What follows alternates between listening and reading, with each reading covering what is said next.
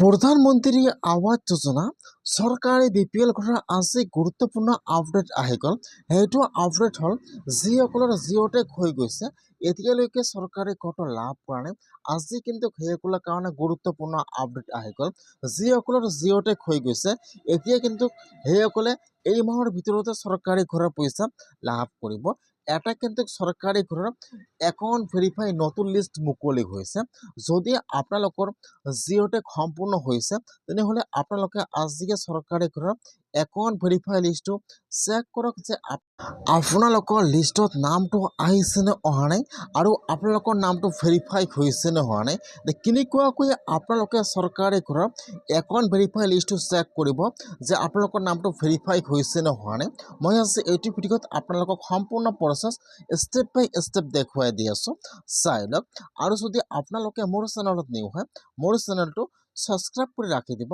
এতিয়া আপোনালোকে ফাৰ্ষ্ট এইটো অপশ্যনত আহি যাব। মই কিন্তু আপোনাৰ সুবিধাৰ কাৰণে অপশ্যনৰ লিংকটো মোৰ ডিছক্ৰিপশ্যনত দি দিছোঁ। আপোনালোকে ডাইৰেক্ট ক্লিক কৰি ফাৰ্ষ্ট এইটো অপশ্যনত আহি যাব। অহাৰ পিছত আপোনালোকে ফাৰ্ষ্ট ইয়াত চাব, ইয়াত এটা অপশ্যন দিয়া থাকিব হোম। এতিয়া আপোনালোকে এইটো অপশ্যনত আহি হোমৰ ওপৰত ক্লিক কৰিব লাগিব। ইয়াত চাব এইফালে দিয়া থাকিব বেক আৰু এইফালে চাব দিয়া আছে হোম। এতিয়া আপোনালোকে হোমৰ ওপৰত ক্লিক কৰিব। এতিয়া কিন্তু আপোনাৰ ওচৰত আৰু এটা নতুন পেজ ইয়াত আহি যাব এনেকুৱাকৈ। এতিয়া আপোনালোকে ইয়াত চাব, ইয়াত কিন্তু ABCDৰ অপশ্যন দিয়া থাকিব এনেকুৱাকৈ। এতিয়া আপোনালোকে অলপমান তলত আহি যাব। তলত অহাৰ পিছত ইয়াত চাব, ইয়াত যিটো F নম্বৰ অপশ্যন দিয়া থাকিব EFMS ৰিপৰ্ট অলপমান তলত আহি যাব। ইয়াত চাব, ইয়াত যিটো এপৰ 3 নম্বৰ অপশ্যন দিয়া আছে বেনিফিচিয়াৰী ৰেজিষ্টাৰ একাউণ্ট ফৰজন এণ্ড ভেৰিফাই।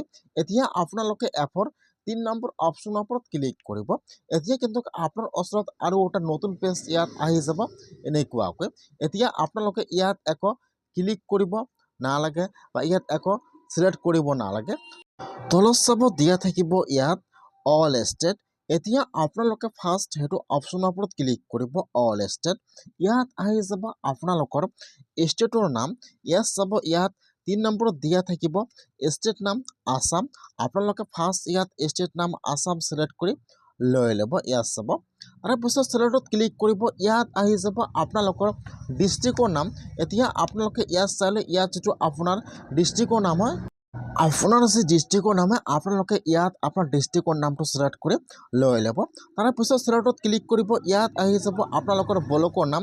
এতিয়া আপোনালোকে ইয়াত চালে ইয়াত আপোনাৰ ব্লকৰ নামটো চিলেক্ট কৰি লৈ ল'ব। তাৰপিছত চিলেক্টত ক্লিক কৰিব। ইয়াত আহি যাব আপোনালোকৰ পঞ্চায়তৰ নাম।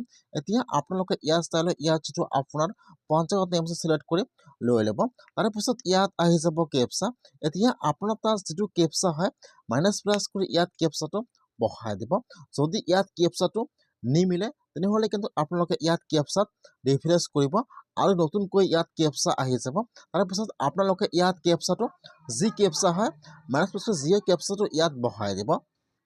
কেপচাটো বহাই দি আপোনালোকে এতিয়া 4 মিনিটৰ ওপৰত ক্লিক কৰিব। যেতিয়া আপোনালোকে কেপচাটো বহাই দি 4 মিনিটৰ ওপৰত ক্লিক কৰিব এতিয়া কিন্তু আপোনাৰ পঞ্চায়তৰ একাউণ্ট ভেৰিফাই লিষ্টটো ইয়াত আহি যাব এনেকুৱাকৈ। ফাৰ্ষ্ট ইয়াত আহি যাব আপোনাৰ ঘৰৰ ৰেজিষ্ট্ৰেশ্যন ID নম্বৰ। তাৰপিছত আপোনাৰ ইয়াত ফুল নেম আহি যাব। তাৰপিছত আপোনালোকে যিটো বেংকৰ একাউণ্ট আবেদন কৰাৰ সময়ত জমা কৰিছিল ইয়াত বেংকৰ নামটো আহি যাব আৰু এইফালত আহি যাব ষ্টেটাছ। এতিয়া আপোনালোকৰ নামটো ভেৰিফাই হৈছে ৰিজেক্ট হৈছে ইয়াত লিখা থাকিব ষ্টেটাছ এনেকুৱাকৈ দিয়া থাকিব। এতিয়া আপোনালোকে ফাৰ্ষ্ট লিষ্টটো চেক কৰিব যে আপোনালোকৰ লিষ্টত নামটো আহিছে নে অহা নাই। যদি আপোনালোকৰ নামটো লিষ্টত থাকে তেনেহ'লে এইফালত চাব ৰিজেক্ট হৈছে নে ভেৰিফাই হৈছে। ইয়াত ৰিজনটো দিয়া থাকিব যে আপোনালোকৰ নামটো কিহৰ কাৰণে ৰিজেক্ট হৈছে, কিহৰ কাৰণে আপোনালোকৰ নামটো ভেৰিফাই হোৱা নাই। ইয়াত সম্পূৰ্ণ ষ্টেটাছ দিয়া থাকিব।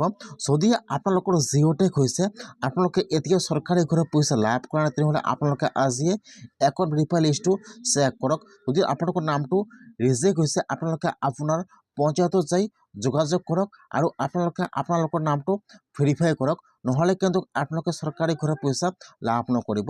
সেইকাৰণে আপোনালোকে আজি চৰকাৰী ঘৰৰ একাউণ্ট ভেৰিফাই লিষ্টটো এনেকুৱাকৈ আপোনালোকে আপোনাৰ মোবাইলৰ পৰা আজিয়ে চেক কৰক। নহ'লে কিন্তু আপোনালোকে চৰকাৰী ঘৰৰ পইচা লাভ নকৰিব। লিষ্টটো কিন্তু আজি মুকলি হৈ গৈছে।